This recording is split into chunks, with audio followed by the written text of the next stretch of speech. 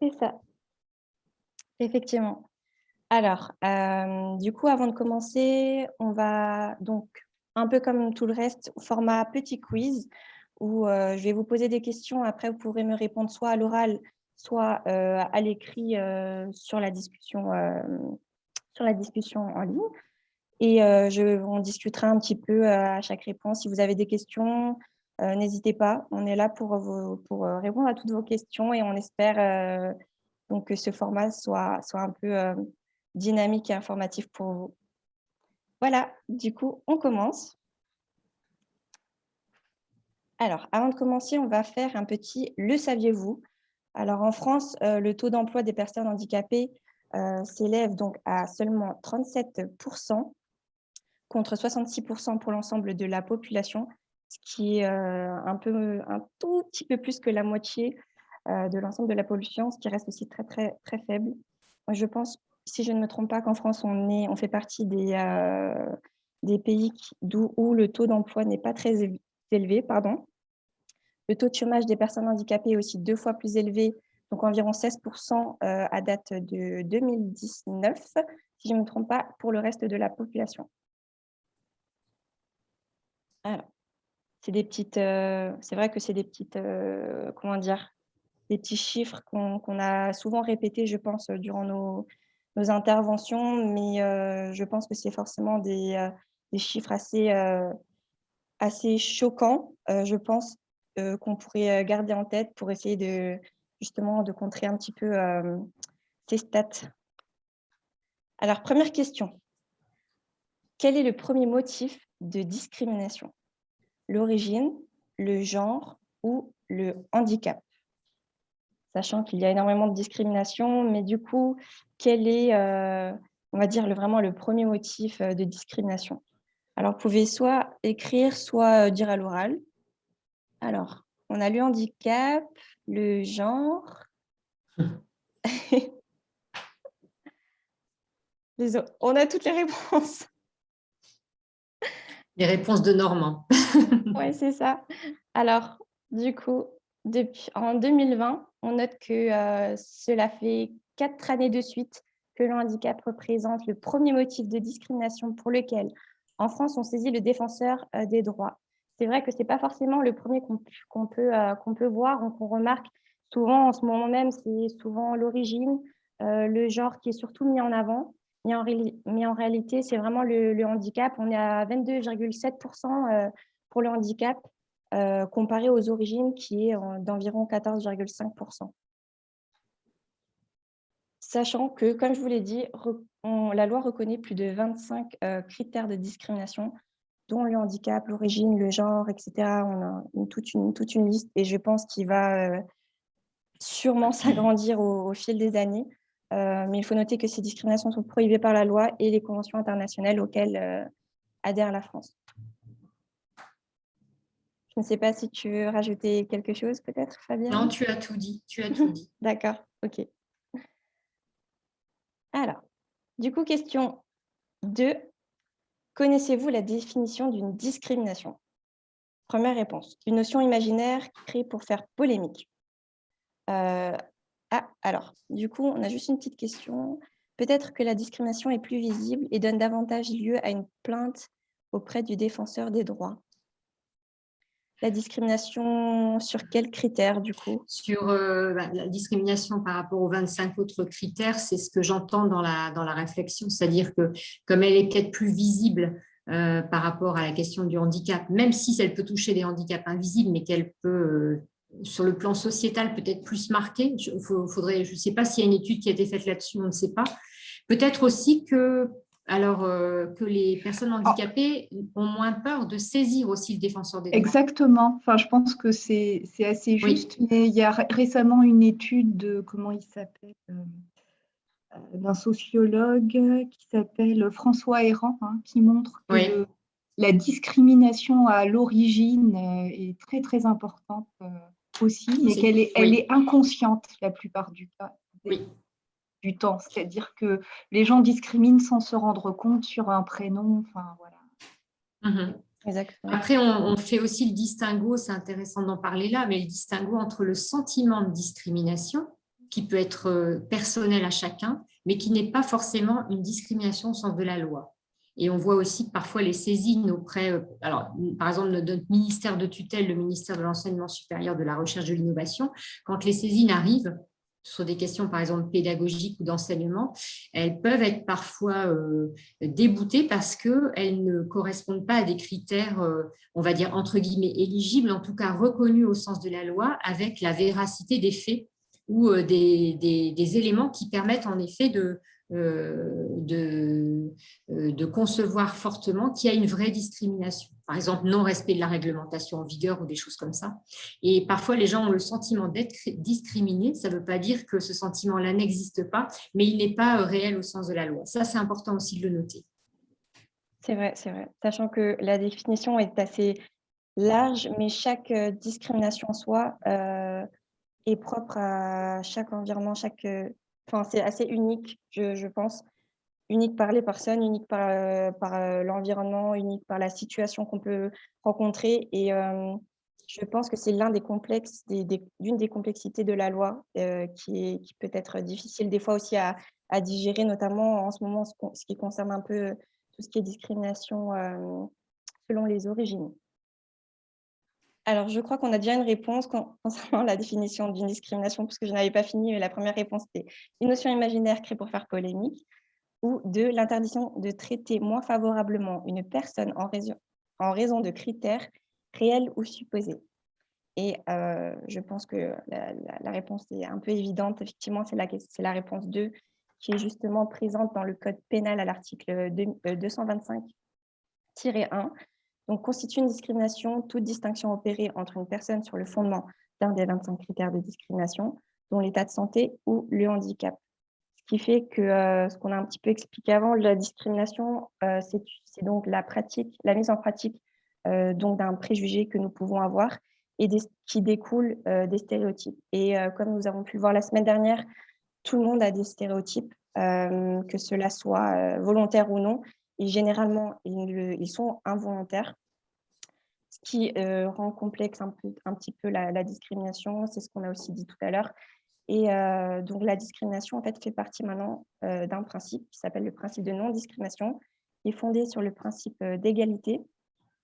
Principe d'égalité, donc à situation égale, le traitement doit être le même, avec une particularité en matière de handicap, puisque nous disons que le traitement doit être le même à situation égale. Donc, en fait, la particularité en matière de handicap, c'est que la notion de non-discrimination intègre la notion de compensation raisonnable, donc mesure appropriée qui ne constitue pas en réalité une discrimination pour les personnes en situation de handicap. Mais je pense qu'on va en parler plus amplement tout à l'heure. Madame Fabienne Rakitic pourra justement expliquer précisément ce que c'est une compensation raisonnable. Mais voilà, en tout cas, c'est un petit peu globalement cette définition que nous pouvons retenir de la discrimination.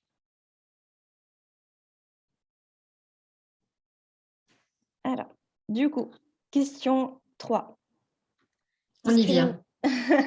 Discrimination positive et non-discrimination sont similaires. Alors, c'est une affirmation ou non? Est-elle vraie, faux ou c'est compliqué? Faux, faux.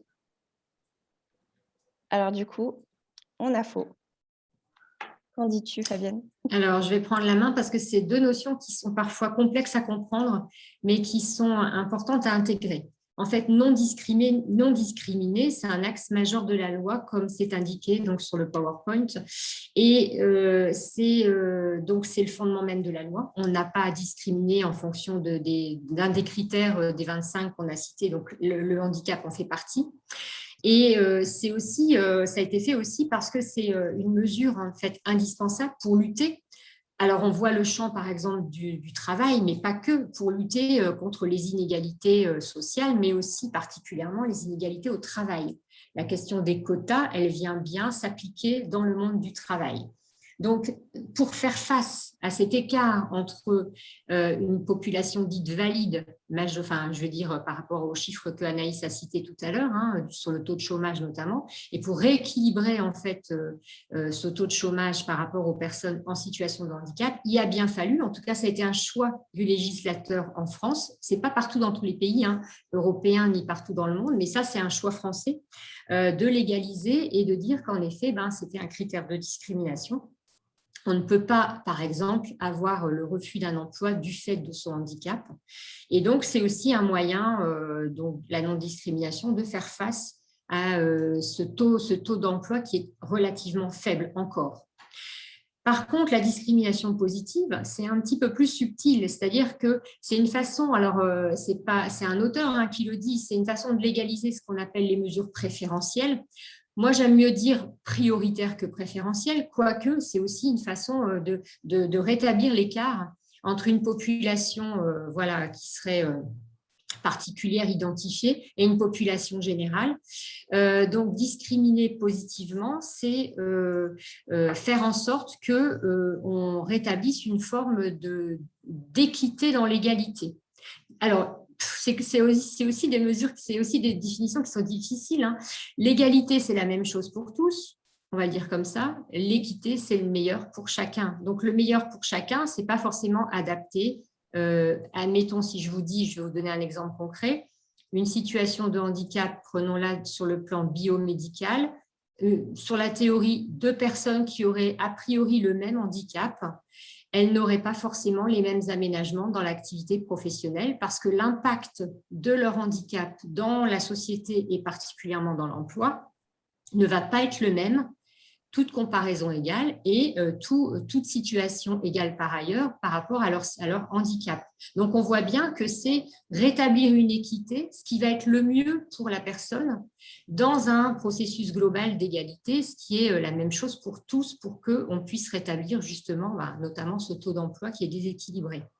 Donc, discriminer positivement, c'est aussi, alors ça c'est des définitions qui sont données pour le coup par l'Observatoire des inégalités. Si vous retrouvez ça, ça date de 2005, mais ça date de la loi après la loi de 2005, mais c'est quand même intéressant de le noter.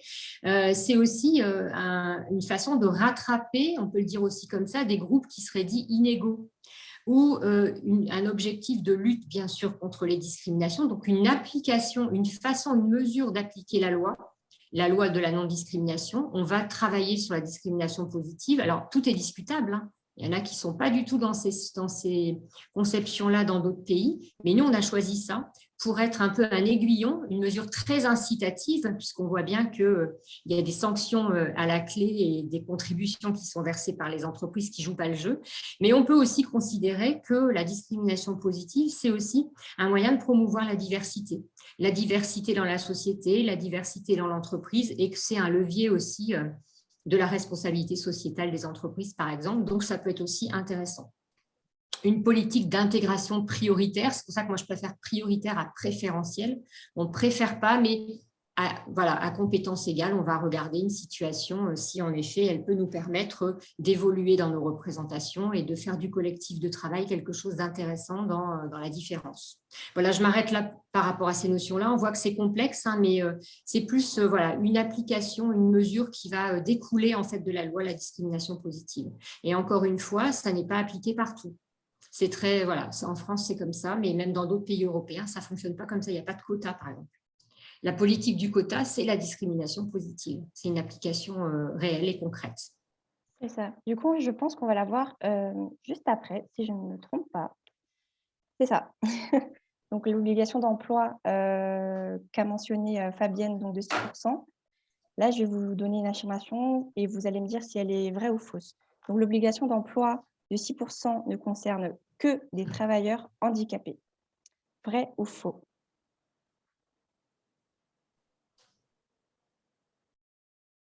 Sachant que le pourcentage est assez connu, je pense, en principe, on le connaît à peu près tous.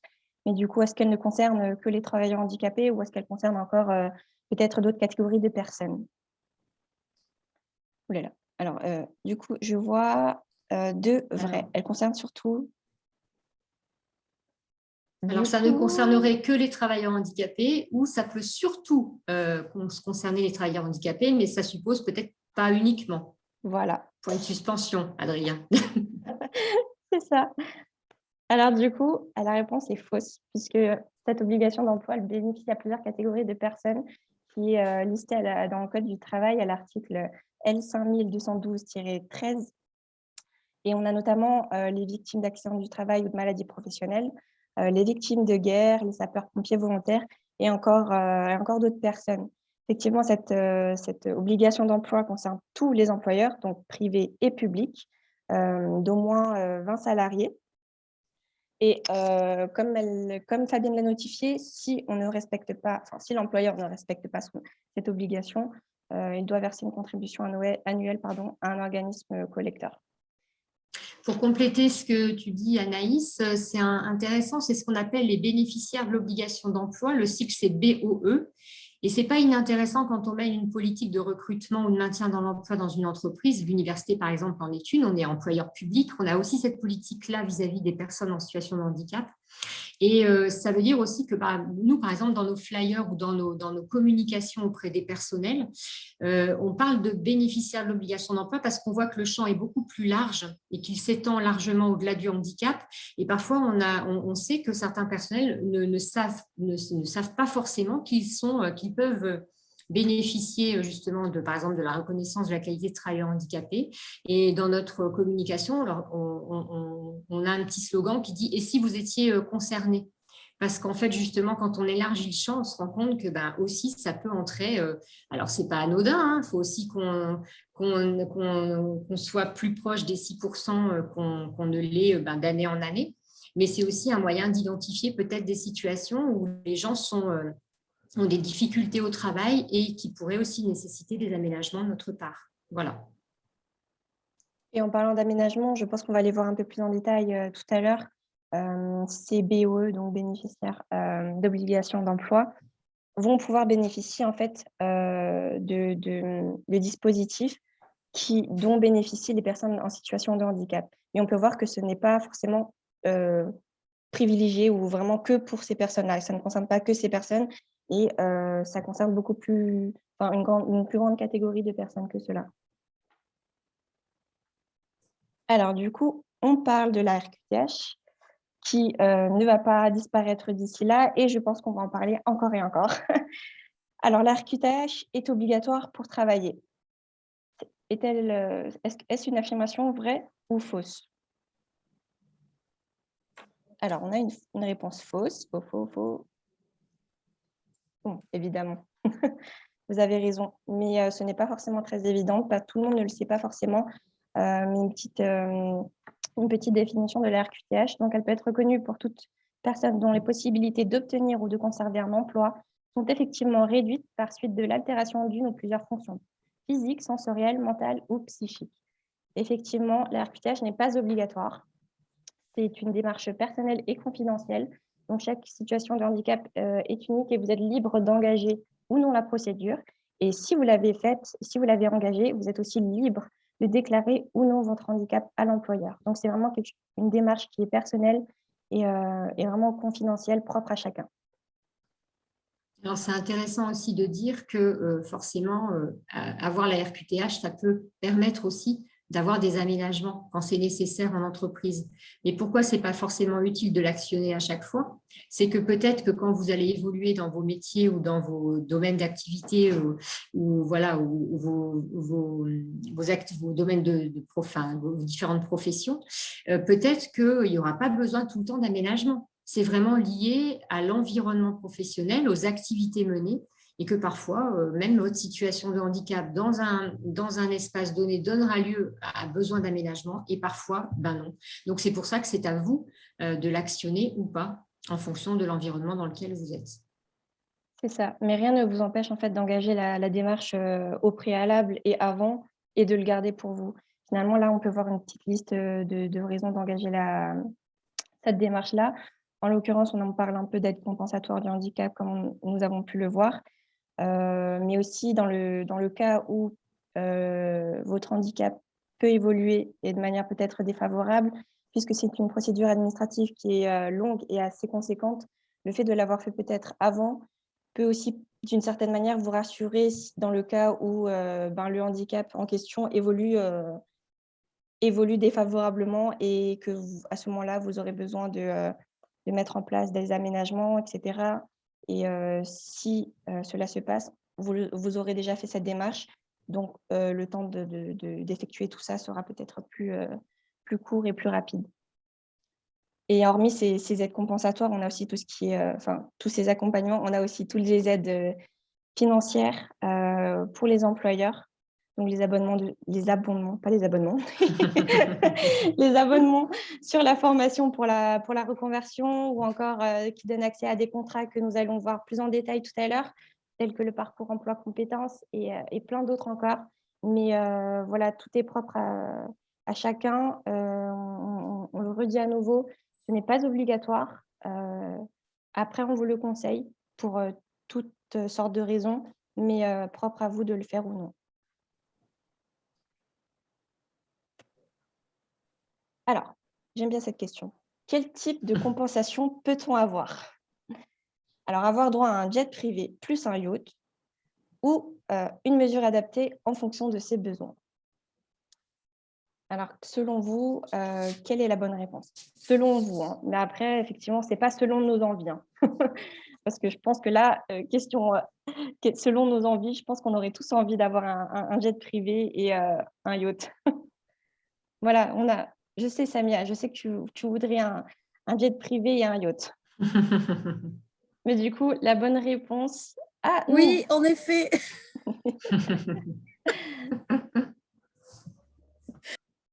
Alors du coup, je vais peut-être laisser la parole à Fabienne pour expliquer un petit peu ce que c'est les compensations raisonnables, puisqu'on en vient justement à cette notion de mesures appropriées. Alors, ça fait aussi écho, les compensations raisonnables dans le monde du travail, à la notion aussi qui a évolué sur la question de l'accessibilité au bâti, où le législateur a aussi introduit la question de l'accessibilité raisonnable. Pour plein de raisons, parce que parfois on se heurte même si la loi incite fortement à ce que le bâti devienne le plus accessible possible, on se heurte parfois à des difficultés d'ordre architectural, technique, qui font que c'est complexe. Et donc, l'idée n'est pas d'évacuer la question, mais d'essayer de co-construire des solutions autres ou d'essayer de trouver... pas forcément une parade, mais quelque chose qui puisse satisfaire le besoin individuel de la personne. Je vous prends juste un exemple qui n'a rien à voir avec le monde du travail, mais le monde, par exemple, de l'enseignement. Quand une salle de cours n'est pas accessible parce qu'on est dans du bâtiment historique et qu'on ne peut pas, même avec tous les moyens qu'on mettrait en place, même s'ils étaient exorbitants en termes de coûts, on n'arrive pas parce que techniquement, il n'y a aucune solution possible. Il faut qu'on puisse trouver, nous, soit la possibilité pour des étudiants de changer de salle de cours, ça c'est le plus facile, et quand ça n'est pas possible, d'avoir par exemple une combinaison avec du numérique, des solutions numériques qui peuvent aussi aider, ou humaines, hein, qui peuvent aussi aider pour qu'un étudiant puisse avoir accès à la salle de cours comme tout un chacun. Maintenant, on a même des robots de téléassistance. On est en train de développer, notamment, et le ministère nous incite aussi à le développer, donc on va peut-être aussi y réfléchir. Mais voilà, c'est le zéro sans solution, c'est-à-dire on n'a pas le droit de poser un refus d'essayer de mettre en place des choses, mais à un moment donné, il faut bien se rendre à l'évidence, ce n'est pas toujours facile. Donc, c'est ce qu'on appelle aussi la compensation raisonnable. Dans le monde du travail, en effet, proposer un jet privé ou un yacht à une personne, bon, d'abord, on ne sait pas ce qu'elle en ferait, hein, ça ne lui permettrait pas forcément d'accoster mieux, sans jeu de mots, dans le monde du travail, mais c'est par rapport à la situation très singulière de la personne, comment ça va lui permettre à la fois d'accéder à l'emploi dans les meilleures conditions possibles, environnementales, organisation du travail, temps, etc., aménagement matériel et humain, et aussi de progresser, parce que ça, on oublie aussi cette question-là, la progression par rapport à ses fonctions, par rapport à ses envies, pas rester forcément sur le même poste parce que voilà, les choses ont été faites et elles sont établies ad vitam aeternam. Non, on a peut-être aussi envie, et c'est légitime, quel que soit son handicap, d'évoluer, et ces compensations doivent le permettre. Donc, c'est vraiment une étude. Alors, on ne va pas entrer dans le détail sur comment on étudie tout ça, mais c'est une évaluation globale. Et ça permet en fait d'avoir des solutions adaptées à sa propre situation, sans que ce soit disproportionné par rapport à la demande et par rapport soit à l'exigence du poste, soit au souhait personnel de la personne. Et c'est toujours dans un souci d'égalité et d'équité. Exactement. On ne l'oublie pas. Sinon, on tournerait à une discrimination. Bon, c'est pas toujours facile et ça suppose une jonglerie, en tout cas une attention particulière, et parfois ça prend du temps pour ajuster et trouver les bonnes solutions. Mais c'est la démarche en tout cas qui a derrière cette notion de compensation raisonnable. Oui, voilà, c'est ça. Juste pour éviter on retourne à nouveau sur tout ce qui est principe d'égalité, principe de non-discrimination, puisque si on met en place des aménagements, sachant qu'il y a 3 types d'aménagements, donc humain, organisationnel et matériel, et pas seulement ergonomique, donc ergonomique dit technique, matériel. Dans le cas où l'aménagement serait disproportionné et inégal par rapport aux autres salariés dans l'entreprise, là, dans ce cas-là, on serait en tort et on serait dans la définition légale d'une discrimination. Je mets des guillemets partout comme ça, c'est bon. Alors, j'espère que c'est clair un petit peu tout ce qui est compensation raisonnable, discrimination aussi positive, puisque c'est peut-être, je pense, les notions qui sont, on va dire, les plus complexes pour aujourd'hui. C'est clair. Merci. Merci. Alors, parlons concrètement, puisque nous avons vu un petit peu tout ce qui est définition juridique, légale. Nous avons aussi pu voir un petit peu les règles et les dispositifs de manière vraiment générale. Mais concrètement, quels sont ces dispositifs-là? Alors, du coup, nous avons une petite liste qui n'est pas du tout limitative. Finalement, nous avons que, je pense, quelques petits exemples, sachant qu'il y a encore énormément d'autres dispositifs. Mais nous avons fait un focus sur les dispositifs d'accès à l'emploi, puisque nous tournons un peu toutes nos thématiques autour de l'accès à l'emploi. Nous avons, par exemple, le contrat unique d'insertion qui facilite l'accès durable à l'emploi des personnes sans emploi rencontrant des difficultés sociales et d'insertion. Et là, comme j'ai pu vous le dire avant, cela ne concerne pas que les personnes en situation de handicap. Au contraire, là, on parle vraiment des personnes sans emploi rencontrant des difficultés sociales et d'insertion.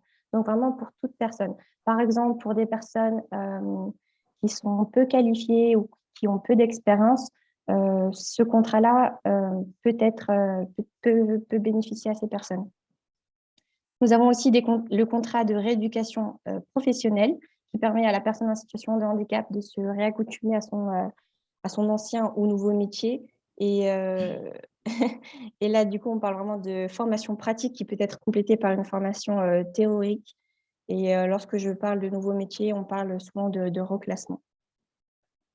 Par exemple, Anaïs, pour compléter, juste sur Oui. le contrat de rééducation professionnelle, c'est ce que propose par exemple le CRM à Mulhouse, qui est un vrai organisme de formation affilié justement à un centre de rééducation et permettant à des personnes ayant eu un accident de la vie, par exemple, de se remettre le pied à l'étrier de la formation, de se reformer.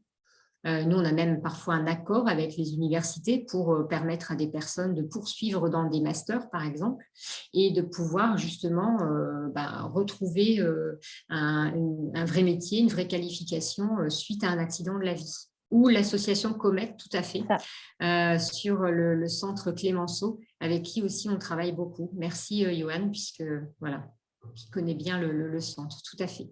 Oui. Alors, du coup, j'étais au stage de réadaptation. Ah, allez-y. Pardon, j'ai juste une question. J'ai pas eu le temps de noter le nom du centre de formation à Mulhouse. Le CRM, Centre de rééducation de Mulhouse. C'est le plus gros d'ailleurs de France, il faut le savoir. CRM, d'accord. Voilà, CRM. Si vous allez, ils ont un site qui est très bien fait. Oui. Combien de personnes accompagnées à peu près par le CRM? Alors là, je ne pourrais pas dire, mais je dirais des bêtises, mais sur le site, je pense qu'il doit y avoir des informations sur le nombre de personnes formées, surtout ça, c'est intéressant. Parce que la particularité du CRM, c'est d'avoir justement un organisme de formation intégré. C'est pour ça que ça fait son unicité, sa particularité française.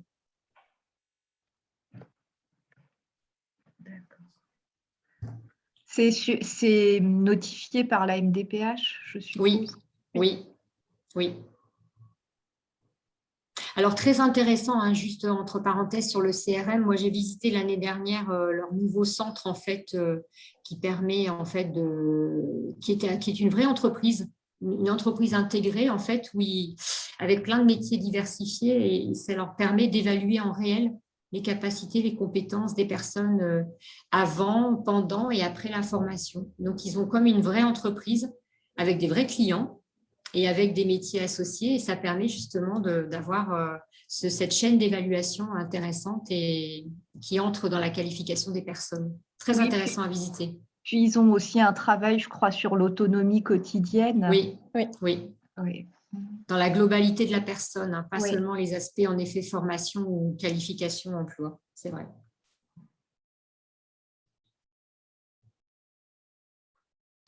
Tu peux y aller, Anaïs. Ah oui. Du coup, pas de souci. Non, j'étais en train de me dire justement que je travaille avec des stagiaires justement qui font un stage au CRM. Oui, c'est ça, du CRM pour la convention.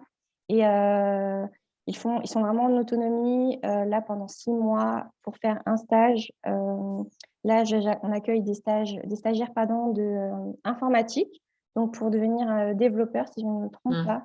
Donc, on a vraiment toutes sortes de métiers qui sont présents au CRM de Mulhouse. Notamment en parlant de stages, là, on a aussi exactement les stages de réadaptation professionnelle qui permettent de suivre une formation qualifiante donc, de longue durée. J'ai dit longue durée puisque c'est de 10 à 30 mois en principe, donc vraiment assez conséquent en vue d'une insertion ou réinsertion professionnelle.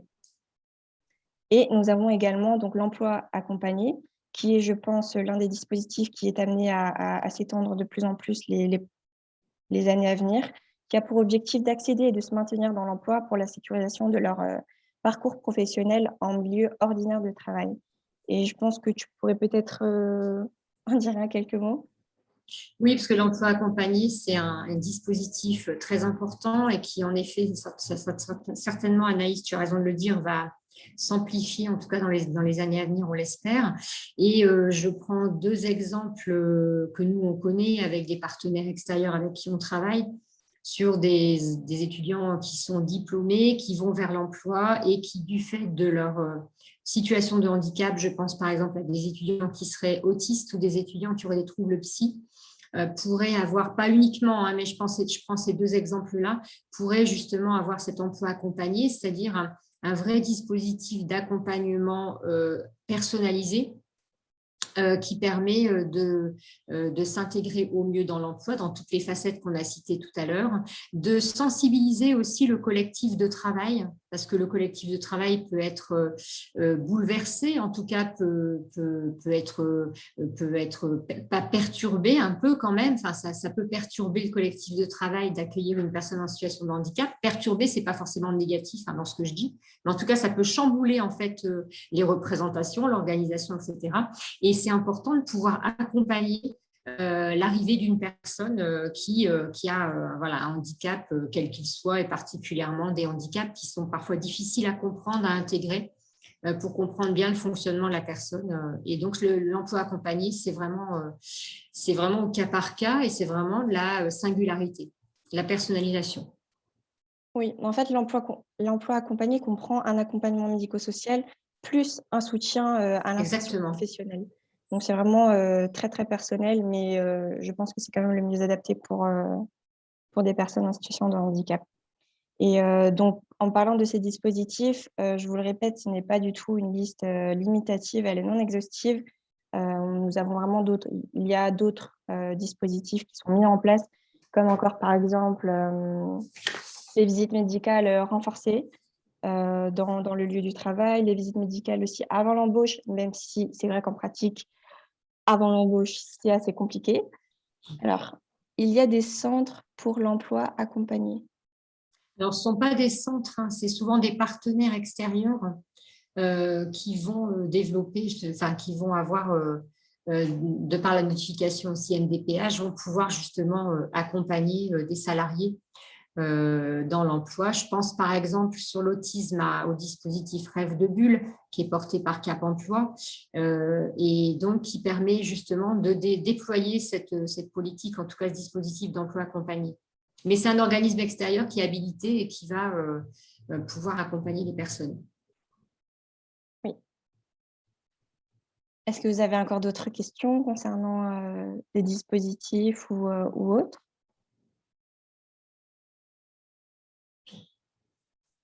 Ah, il n'y a rien. Alors du coup, on va faire un petit focus sur les mesures dans la fonction publique, puisque c'est peut-être un des domaines qui est un petit peu, je dirais pas oublié. Méconnu. Méconnu, voilà, c'est ça. Du coup, je pense que Fabienne, tu es peut-être la mieux placée pour en parler. Oui, bah, en tout cas, par exemple, je vais vous citer un exemple, ça va parler tout de suite. À l'université, comme je l'ai dit tout à l'heure, on est aussi employeur. Hein. On n'accompagne pas uniquement les étudiants, mais on n'oublie pas qu'on est des employeurs publics. Et par exemple, l'ensemble des trois fonctions publiques, alors l'hospitalière, celle d'État et la collectivité territoriale ont signé ce qu'on appelle un Handipacte en Alsace. Il y en a plusieurs aussi en France pour mobiliser un petit peu les trois fonctions publiques sur la question de l'emploi et favoriser l'insertion professionnelle des personnes en situation de handicap. Donc, ça veut dire qu'il y a un vrai engagement. Et donc, à l'université, par exemple, moi, je peux vous citer l'université, on a créé aussi un réseau handicap et travail pour permettre le maintien dans l'emploi, le recrutement des personnes en situation de handicap. Alors, c'est souvent méconnu, mais c'est intéressant pour vous qui participez à cet Handiflash de peut-être avoir quelques notions. On peut bien sûr avoir les voies de recours, les voies de recrutement habituelles, bien sûr celle de la fonction publique, ça peut être bien sûr la voie contractuelle classique, vous entrez en tant que contractuel, vous disposez d'aménagements parce que votre situation nécessite des aménagements. Et vous pouvez aussi comment dirais-je, par le concours, si vous voulez passer des concours dans la fonction publique, passer les concours de droit commun sans avoir d'action spécifique déterminée, mais en ayant les aménagements à votre concours suite à une évaluation de vos besoins qui nécessite des aménagements pour passer les concours. Donc ça, il n'y a pas de problème. Et à côté de ces deux voies-là, vous avez ce qu'on appelle la voie contractuelle en vue de titularisation. C'est un dispositif qui est particulier, que vous pouvez mobiliser ou pas, ce n'est pas une obligation, c'est en parallèle au droit commun. Mais en tout cas, ça vous permet un accompagnement pendant 1 an. Vous êtes contractuel, bien sûr, sur un poste qui est déterminé. On n'arrive pas comme ça en se disant « j'arrive dans la fonction publique, mais il n'y a pas de poste ». Ce n'est pas comme ça que ça marche, il y a un vrai poste. Vous faites l'affaire, entre guillemets, vous avez les compétences requises, tout va bien, et vous ne souhaitez pas forcément passer le concours, mais vous pouvez, par un accompagnement médico-social, un accompagnement professionnel au sein de la fonction publique, de pouvoir, après, au bout d'1 an, comme si vous étiez stagiaire de la fonction publique, être titularisé, devenir fonctionnaire sans avoir à passer le concours. Donc, vous voyez qu'il y a plein de mesures qui existent. Alors, ça ne se fait pas comme ça miraculeusement, c'est tout un accompagnement. Il faut que vous fassiez bien sûr vos preuves, que bien sûr vous puissiez, avec la médecine du travail, avoir la confirmation qu'il n'y a pas de contre-indication par rapport au poste que vous allez occuper. Mais nous, à l'université, par exemple, on a embauché déjà, recruté pas mal de personnes par cette voie-là. Donc, sachez qu'elle existe, que ce n'est pas la seule, que vous pouvez utiliser le droit commun comme n'importe qui, mais qu'en tout cas, il y a une attention particulière pour pouvoir, c'est ce qu'on disait, réduire l'écart. Ce n'est pas préférentiel, c'est peut-être une discrimination positive, mais en tout cas, réduire l'écart et avoir une attention particulière à votre parcours. Sachant que c'est comme si vous étiez à l'essai pendant 1 an et vous avez fait vos preuves. Donc, on vous propose d'être titularisé dans votre poste. à condition que le poste soit bien fléché, enfin pas fléché, mais existe bien évidemment. On ne va pas créer un poste pour vous, hein. Il faut qu'il existe déjà. Est-ce que vous connaissiez ces voies-là? Est-ce que c'est quelque chose que vous découvrez? Je ne sais pas pour les uns les autres. Ok. Oui, non. En tout cas, ce que je disais, c'est que sur ce que les mesures dans la fonction publique montrent, je trouve, c'est que l'expérience et vos compétences, en fait, priment avant le handicap, même dans n'importe quelle situation, et c'est ce qui est bien dans cette discrimination positive par la voie contractuelle. Donc, on vous a appris un petit peu de choses, donc ça, c'est bien. Alors, du coup, est-ce que vous avez une petite question? Parce que, alors, nous avons fini. Je crois que c'est la première fois qu'on allait aussi vite. Mais en tout cas, sachez que cette petite heure, c'était vraiment pour vous montrer que malgré les freins que nous avons dans le monde du travail par rapport aux discriminations qu'on peut avoir, etc., nous avons quand même, en France, en tout cas, des moyens qui permettent de contourner cela, puisque la discrimination, je le répète à nouveau, est prohibée par la loi. Donc, vous ne pouvez, enfin, vous n'êtes pas là à tout accepter. Vous avez tout de même des droits pour toute personne. Merci pour ce webinaire. De rien. Voilà, enfin, et là, je vous montre les organismes qui peuvent justement vous accompagner dans vos démarches, que ce soit pour vos recherches d'emploi, de stage, d'alternance, pour vos démarches pour la RQTH, pour les aménagements, etc. Nous avons donc le Pôle emploi, le Cap emploi, le réseau des missions locales, les missions handicap des entreprises, la MDPH, la GFI pour les entreprises privées, la FIPHF. Le FIPHFP. Quand tu arriveras à le dire, Anaïs, tu pourras quitter ton stage. Je pense aussi. On dit le FIP, ça va plus vite. C'est vrai, le FIP pour les employeurs publics, et il y a encore d'autres associations des personnes handicapées. Si jamais vous souhaitez l'avoir en tête, vous pouvez screener cette page, ou sinon, dans le cas contraire, nous avons enregistré donc cet événement. Tu mettras, oui. C'est ça, que nous allons mettre sûrement. Alors, je ne sais pas encore exactement où, mais en tout cas, nous allons vous le faire savoir dans tous les cas. Est-ce qu'il y a des questions par rapport à toutes ces notions-là, par rapport à d'autres choses que des nous avons expériences ou oui, des retours d'expérience, ça peut être aussi intéressant. C'est ça.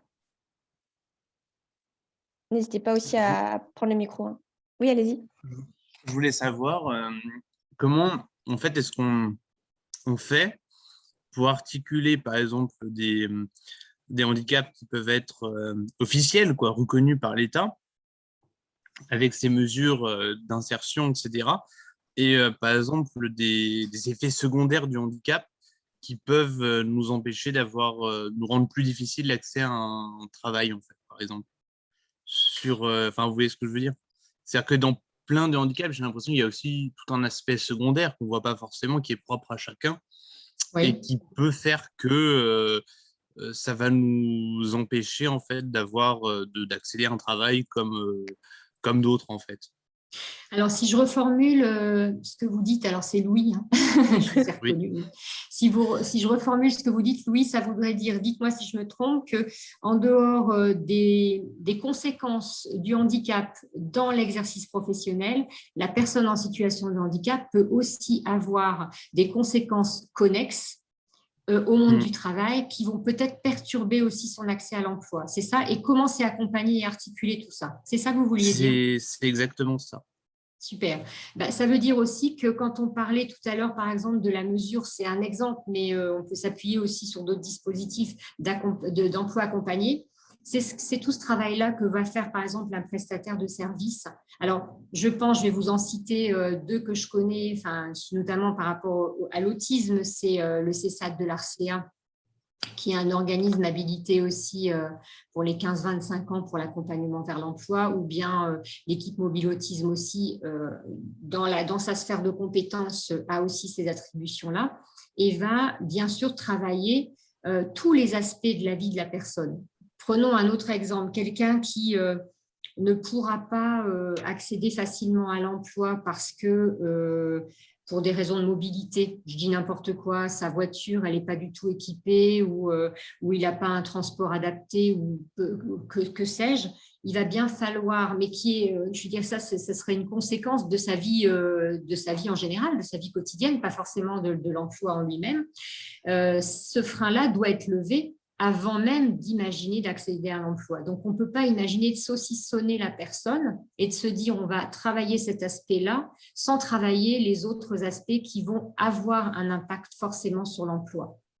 Et c'est pour ça que c'est important d'avoir un tiers, quel qu'il soit, identifié, habilité bien sûr, qui va travailler tous ces aspects-là pour permettre l'accès, sécuriser le parcours et avoir la meilleure insertion professionnelle possible. Ça peut prendre un peu de temps parce que le degré d'autonomie et le degré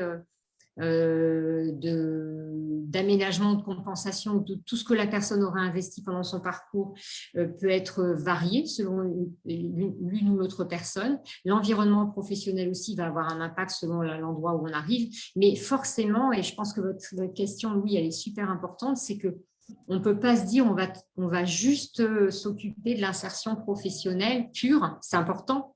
Mais si on n'a pas réglé peut-être, ou si la personne n'a pas réglé les autres aspects qui sont connexes, ça va être difficile d'accéder à l'emploi.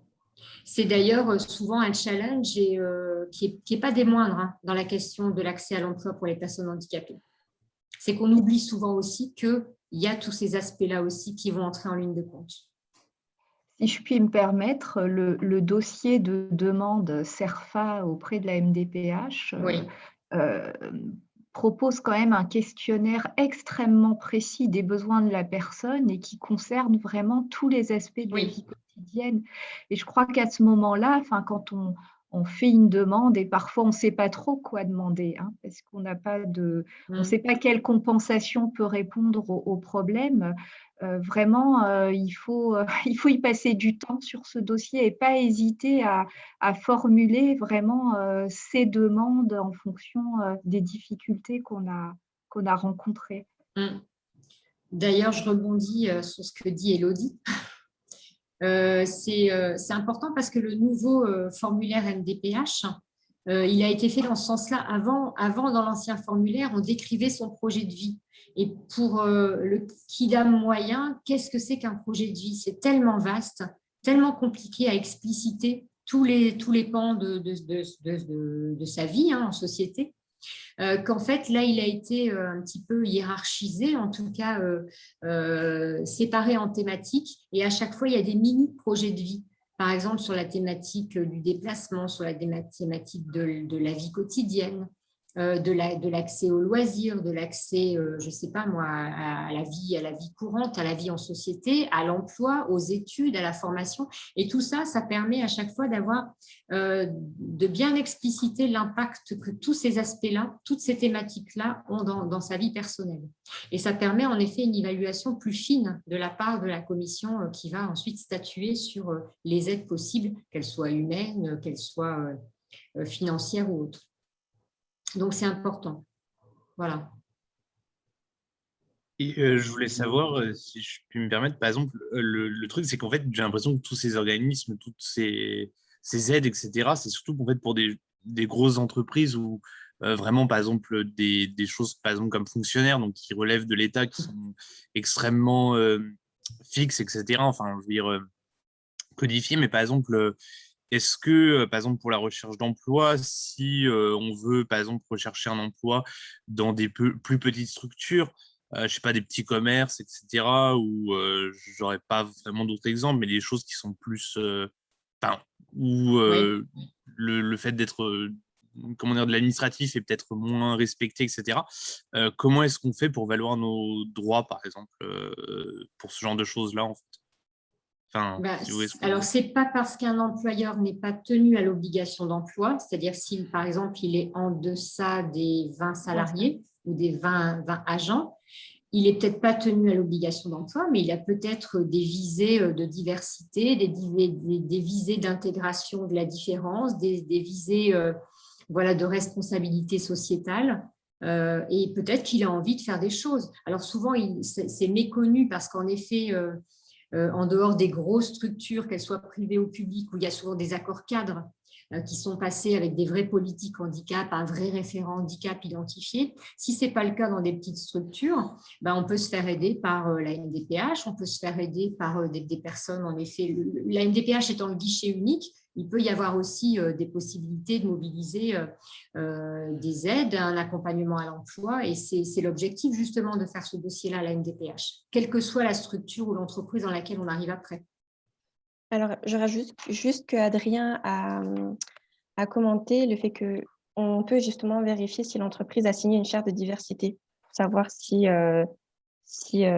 ils ont du coup une spécialité pour cela. Et, Oui. à partir du moment où quelle que soit l'entreprise, quelle que soit la forme de l'entreprise, s'ils ont la charte diversité, ils ont forcément un référent handicap, puisque moi j'ai assisté au duodé par alternance où ils présentaient les différentes modalités justement d'intégration de personnes handicapées dans le cadre pour la troupe d'emploi. Et en fait, ils précisaient à chaque fois qu'ils avaient le fin mot de leur charte de diversité et quels étaient vraiment les dispositifs que l'entreprise mettait en place.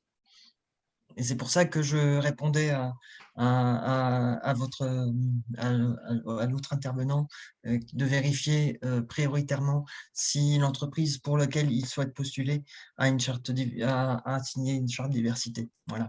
Alors, en général, quand elle est soumise à l'obligation d'emploi, et souvent les grands groupes, comme le disait Louis, c'est que vous allez trouver ça sur leur site. En général, ils ont plutôt intérêt à afficher qu'ils ont une politique handicap dynamique et plutôt incitative.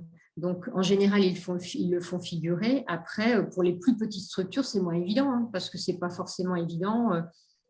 L'AGFIP, j'ai vu qu'il y avait une question sur ce que propose l'AGFIP ou le FIPHFP. L'AGFIP étant pour le privé, le FIPHFP pour le public. C'est vraiment les organismes collecteurs.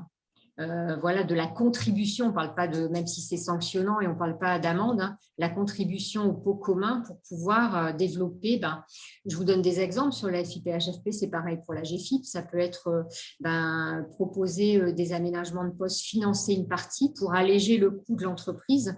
Ça peut être par exemple pour les prothèses auditives ou pour aménager un véhicule qui va servir aux salariés ou à l'agent pour venir sur son lieu de travail. C'est un coût qui va être supporté par justement cette contribution collective au FIP ou à la GFIP. Ça peut être donner des temps de formation pour, par exemple, les tuteurs en entreprise. Ça peut être aussi pour la personne en situation de handicap, de la formation pour qu'elle puisse évoluer dans son poste. Ça peut être de la sensibilisation auprès des personnels. Il y a plein de choses possibles financées par cette contribution. Alors, donc voilà, c'est un peu… Il y a même ce qu'on appelle un catalogue des aides. Si vous allez regarder, au moins sur le FIP, ça existe, un catalogue des aides que mobilisent justement les employeurs publics et pareil pour la GFIP, pour les employeurs privés. Donc, il y a plein de choses mobilisables par ces deux organismes-là. Alors, je lis juste un commentaire de Johan. Les chances étant réduites pour les personnes en situation de handicap à accéder au marché du travail, ces lois ont été réalisées pour donner accès à ce marché très concurrentiel. Le handicap peut occasionner une privation, une privation à une partie du marché. Je n'aime pas trop l'expression de discrimination positive, laissant parfois entendre une question de faveur. Le but de ces mesures est de tenter de réduire aussi des écarts sociaux, et cela est souvent une question de choix de société. Plus une entreprise avec un service handicap présent et accessible est une bonne garantie. De toute façon, on peut discuter la question de la discrimination positive. Ce sont des choix politiques. On peut parler de la même chose, par exemple, sur l'égalité femmes-hommes, ou aussi on a la question des quotas en politique ou autre, ou dans les grandes entreprises sur les postes de direction. Mais en même temps, c'est vrai que c'est discutable. Ce sont des choix de société, c'est même des questions philosophiques, mais en même temps, c'est un aiguillon. On peut le considérer aussi comme un aiguillon, une mesure forte incitative, sinon il ne se passerait rien. On peut se dire qu'on ferait le pari qu'il ne se passerait pas grand-chose. Donc, si ça peut produire des effets vertueux et qu'au final, au fil du temps, on n'est plus à parler de discrimination positive parce que ce sera devenu quelque chose d'évident. Peut-être qu'on aura gagné une manche, peut-être pas la partie complète, mais on aura gagné une manche. Après, il y a d'autres pays où ça ne fonctionne pas du tout comme ça. Je pense à l'Espagne qui est très, très en avance sur la question du handicap, qui n'a pas du tout de politique de quotas. Et alors, il faudrait regarder dans les chiffres de l'Observatoire européen, mais je pense qu'il n'y a pas moins ou pas plus de personnes handicapées. En tout cas, ça fonctionne, ça peut fonctionner, l'accès à l'emploi fonctionne sans quotas. Il y a plein de pays qui fonctionnent sans quotas. C'est vraiment des questions de politique. En tout cas, c'est très incitatif. Oui. Alors, un autre commentaire, il est très dur pour les petites structures d'avoir les connaissances pour accompagner un collaborateur en situation de handicap, car les questions d'organisation du travail sont moins flexibles. Oui, c'est vrai. Ça peut être plus compliqué. Parfois, ça peut être aussi plus facile. Ça dépend le secteur d'activité. Sachant qu'on vous l'a dit dans d'autres handiFlash, les aménagements de poste, c'est que 10% des aménagements globaux. Donc, parfois, on s'en fait toute une montagne et puis ce n'est pas si complexe que ça à mettre en œuvre. Bien sûr, il y a certaines situations de handicap qui ont un impact plus fort sur l'activité, mais c'est souvent aussi des représentations faussées et des appréhensions a priori, alors qu'elles pourraient être levées par un bon accompagnement et une bonne sensibilisation. Bonjour, excusez-moi, j'ai une question, ou peut-être une idée. Allô? Oui, oui. Vous m'écoutez bien parce que parfois il y a des problèmes avec mes équipements. Bon, je voulais savoir parce que il y a beaucoup de problèmes vraiment par rapport à toutes les organisations, surtout parce que c'est une organisation pour les étudiants aussi. Quand j'étais étudiante, j'étais vraiment à Strasbourg avoir le support de la mission handicap avec Fabienne Rakiti. Bonjour Fabienne. Mais Bonjour. j'ai une idée exactement pour savoir, par exemple, pour les petits boulots ou pour les grands boulots. Je me suis dit, je me demandais s'il y a la possibilité que, par exemple, la Université de Strasbourg verse la mission handicap pour faire la création de lo que s'appelle une entreprise de portage pour les handicaps pour prestation de services.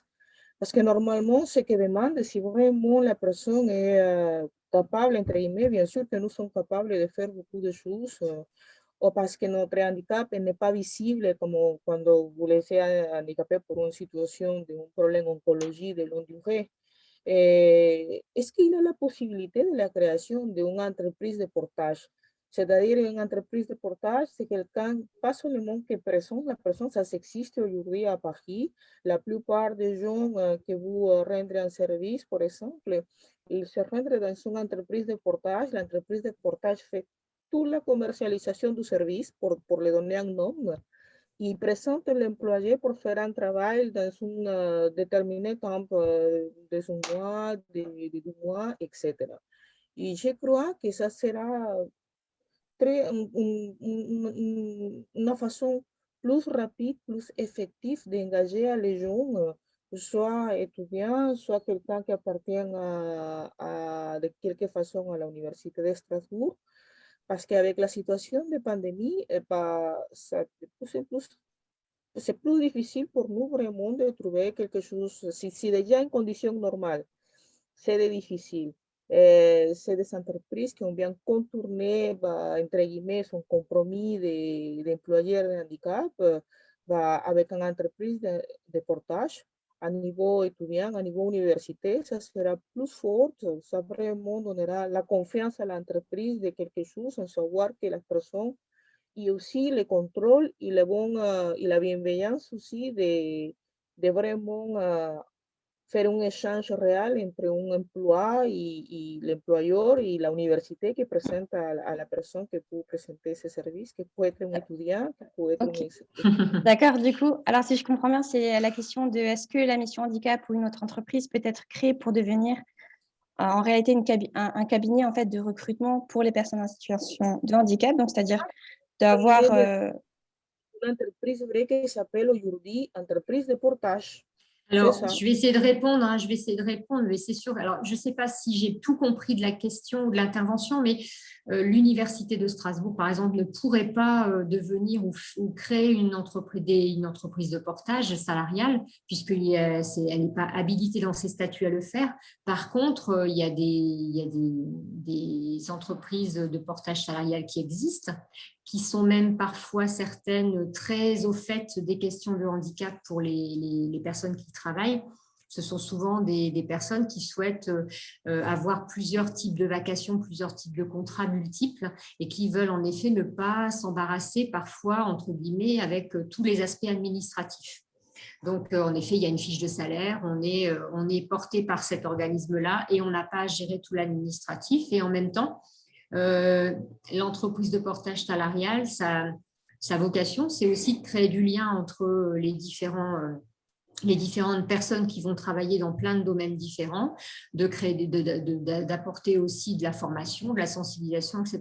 Donc, il y en a plein qui existent. Il faut juste faire une recherche. Nous, par exemple, on a une doctorante qui fait sa thèse et en même temps qui est portée par une entreprise de portage salarial et qui exerce des activités diverses et variées dans différentes entreprises.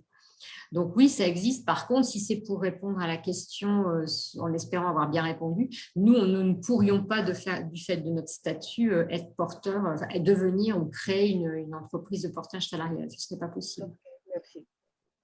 Mais Voilà. vous proposez tout de même un soutien et une aide qui fait que dès lors que vous rencontrez une étudiante ou un étudiant en situation de handicap, de l'envoyer à des organismes qui peuvent potentiellement être intéressés par ces personnes.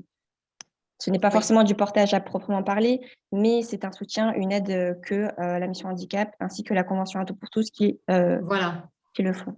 L'objectif, c'est de faire aussi parfois le lien avec les étudiants qu'on accompagne. Je parle juste du volet étudiant, bien sûr, et puis potentiellement les employeurs, quelle que soit la taille de l'entreprise et quel que soit l'employeur, de pouvoir faire ce lien aussi. Ça démarre souvent par la période de stage, de pouvoir aller regarder ce qui se passe, comment c'est accompagné, comment on peut faire aussi l'historique entre ce qui a été mis en place en termes de compensation pédagogique et de vie de campus et le transfert sur l'activité professionnelle. Ça peut être très aidant pour des employeurs qui méconnaissent la situation et on fait ça bien sûr en lien avec les étudiants, mais on n'est pas proprement dit une entreprise de portage salarial. C'est un autre statut, c'est autre chose.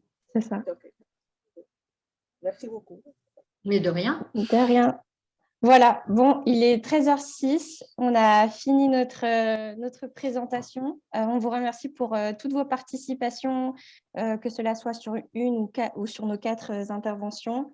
J'espère que Merci beaucoup. Merci beaucoup à vous tous. Oui, j'espère que ça a été très intéressant pour vous en tout cas. Et voilà, je vous dis peut-être à la prochaine fois pour la suite. Merci à vous. Au revoir. Merci. Bonne journée. Bon appétit. Merci. Au revoir. Bon appétit. Merci.